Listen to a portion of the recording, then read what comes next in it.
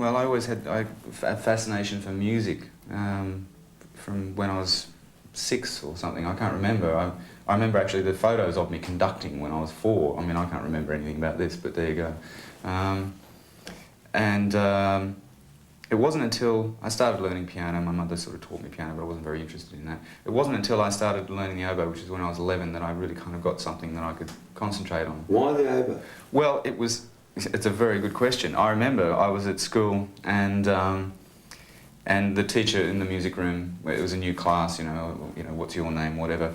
Is there anybody here, you know, wants to learn how to play an instrument, you know, and what do you want to learn how to play? And all these kids put up their hands and they said, oh, yeah, guitar and whatever, and said, what do you want to play? I said, oh, I want to play a trumpet. Well, we haven't got any trumpets left, but we've got an oboe, you know, and I didn't know what an oboe was. And I just started having lessons on this thing. I didn't even know what it was, and so I guess it's one of those situations, but before long, it was just something I did that, you know, every Thursday afternoon I went and had an oboe lesson. And it wasn't until I started winning, I won my first scholarship to the Conservatorium that it became sort of pretty serious, because then I went into the Conservatorium to study every, you know, few times a week after school, and then eventually, when I left school, I went and did a full-time course there. And by that time it was very serious. I mean, I'd already been giving recitals and playing in professional and semi-professional orchestras a couple of years before I left school. So at that stage were you writing songs at all? I had never written anything.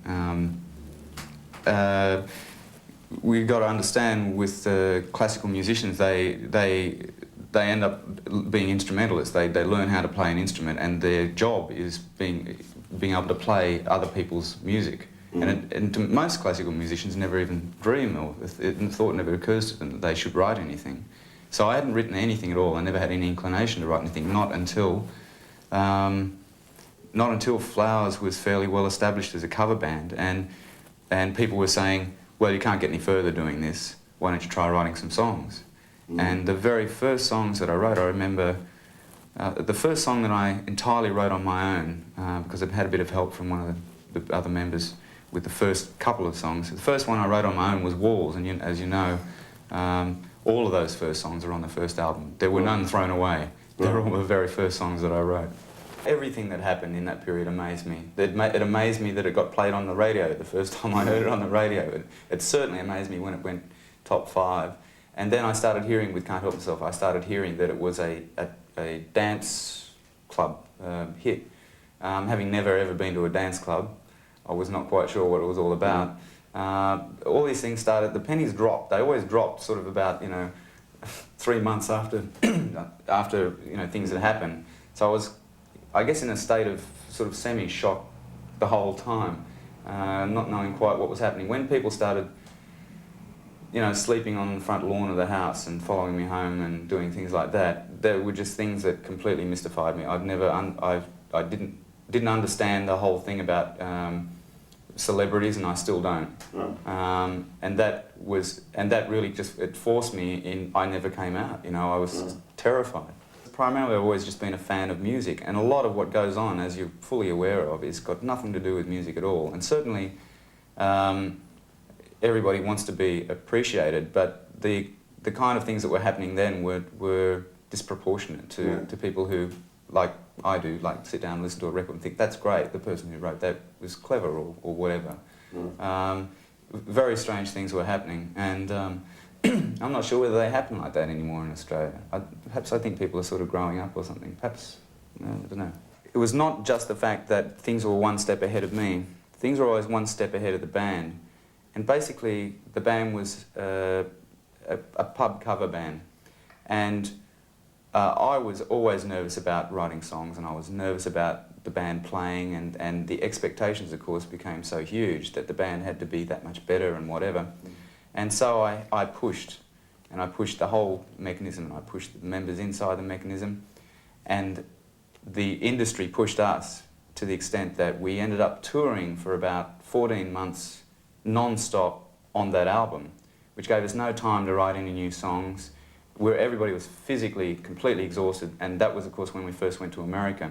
That was when we changed the name in America to Icehouse. That was purely a legal problem we had with using Flowers there. So we chose the name of our album because at least we knew people here would know that. But by the time everybody finished that American tour, The album had been out here for a very long time. We hadn't written any new songs. Everybody was wrecked. And everybody had a holiday. And during that holiday, strange enough, although I really needed it, I got really bored. And I got hold of a whole bunch of new toys, the sorts of toys that enable people to write songs on their own. And started mucking around with those. And it was in that period that I started writing for Primitive Man. Right. Okay, so the album goes through its own period, and then little is heard from any of you of what you're doing. Well, we spent... I mean, in fact, to a point that some people thought, well, Icehouse is just gone, it's broken up. It was peculiar because we were doing the exact reverse, because what we did immediately following that album was to tour as much as we could. And the reason for that was to get all these people we'd been working together for a while. But for some reason we're still treating each other like session musicians, I think. And so what we did was we went out and we toured a whole bunch, more than we'd ever had. Yeah. We toured Australia a couple of times, and we went overseas, and we did a lot of shows, which of course brings people together. And a lot of it was overseas, and that's probably why nothing was heard here. Yeah. But in fact the whole reverse was actually happening. I think that was a really, in a peculiar way, needed to happen in order to sort this band out to get to the point where it went into this most recent album. Music that we've always created has been peculiar to the extent that it hasn't fitted the format of any radio format very comfortably, and certainly not somewhere which is as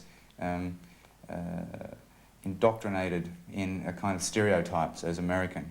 That there was no way in the world that we could sit down and even attempt to write a record that was right for America, you know, that kind of classic phrase. And very early, I think we worked that out, and we just said, look, we just got to do it the way we like our music to be.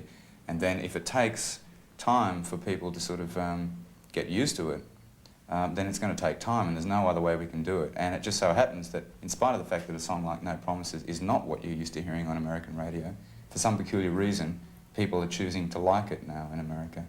And that's great.